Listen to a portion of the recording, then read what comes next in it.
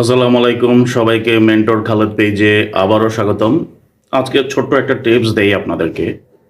আমরা প্রত্যেকেই আমাদের অফিস স্পেসে কোনো না কোনো ডিসপিউট অথবা কনফ্লিক্টে জড়িয়ে যাই আমাদের কলিগদের সাথে, আমাদের লাইন ম্যানেজারদের সাথে।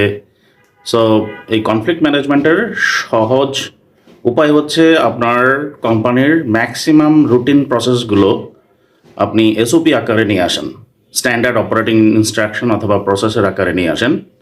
মানুষের জাজমেন্ট অথবা ডিসক্রিপশনের উপরে কাজগুলো কম রাখার চেষ্টা করেন।